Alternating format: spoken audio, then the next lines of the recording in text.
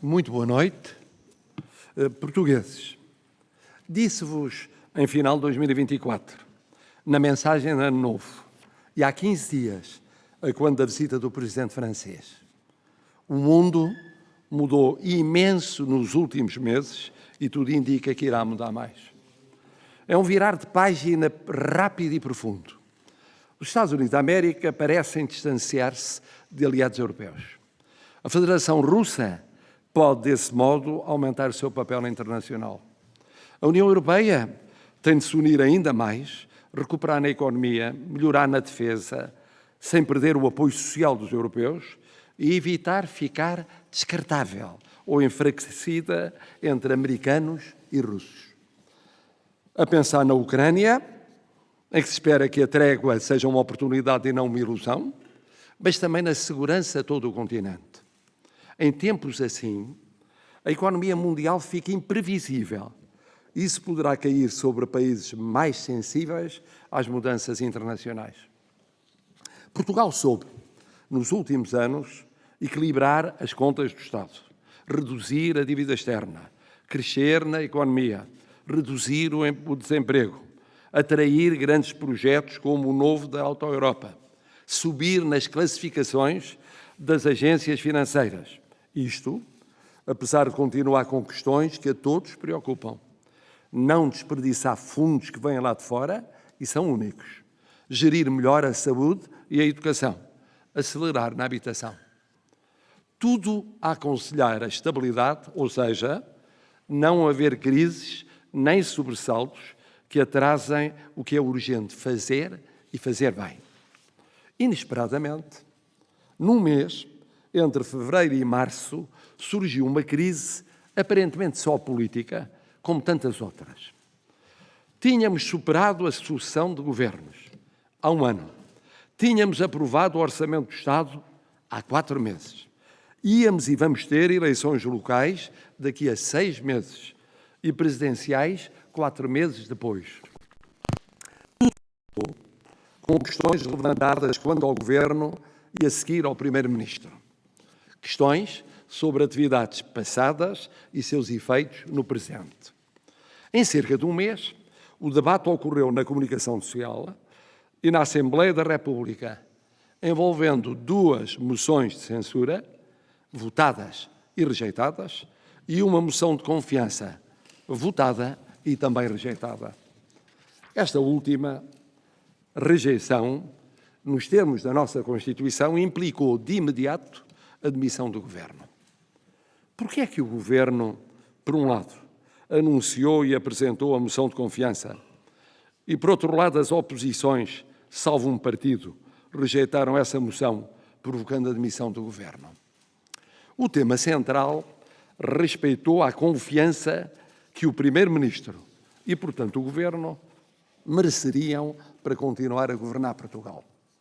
Do lado do Governo foi afirmado que o Primeiro-Ministro, na sua atividade patrimonial, passada e presente, havia agido sempre no respeito da lei, da legitimidade política e da ética ou moralidade. Ou seja, da transparência e da não confusão entre política e interesses económicos. Do lado das oposições, foi contraposto que tinha havido, ou podia ter havido, desrespeito da lei, da legitimidade política e da ética ou moralidade. Ou seja, confusão entre política e interesses económicos. O Governo entendeu que, depois dos esclarecimentos dados, o prolongamento no tempo deste choque de juízos tornaria impossível continuar a governar. E, portanto, se impunha que a Assembleia da República exprimisse a sua confiança e, não sendo esse o caso, o povo, em eleições, resolvesse um conflito sem acordo à vista. As oposições entenderam que se impunha, em face dos esclarecimentos dados, recusar a confiança e, em última análise, recorrer ao voto popular. Este choque, não apenas legal nem político, mas, sobretudo, de juízo ético ou moral sobre uma pessoa e a sua confiabilidade, o Primeiro-Ministro suscitou uma questão nova, é que todos os esforços de entendimento, mesmo mínimo, se revelaram impossíveis. Porquê? Porque para uns, com os factos invocados e os esclarecimentos dados, a confiança ética ou moral era óbvia. Para outros, porque com os mesmos factos invocados e os esclarecimentos dados, a desconfiança moral ou política é que era óbvia. E entre as duas posições o acordo não era possível. Não se pode, ao mesmo tempo, confiar e desconfiar ética ou moralmente de uma pessoa, neste caso do Primeiro-Ministro, e, portanto, do Governo. Não havia meio caminho. Portugueses, este panorama aparecia nestes termos pela primeira vez na nossa democracia. Um choque que não era tanto sobre políticas quanto sobre a confiabilidade, ou seja, a ética da pessoa exercendo a função de Primeiro-Ministro. Os partidos, ouvidos após a demissão do Governo, pronunciaram-se por unanimidade pela dissolução da Assembleia da República e a convocação de eleições legislativas. Embora todos, como caminho que não desejavam, mas imposto pela realidade. O mesmo foi o parecer unânime do Conselho de Estado, não desejando, mas tendo de aceitar a saída determinada pela realidade. Ao Presidente da República, o primeiro interessado na estabilidade e na dispensa de novas eleições, e que tudo fez ao seu alcance para o salvaguardar, não restava senão anunciar a dissolução da Assembleia da República e a convocação de eleições para o dia 18 de maio de 2025, a data preferida pela maioria dos partidos.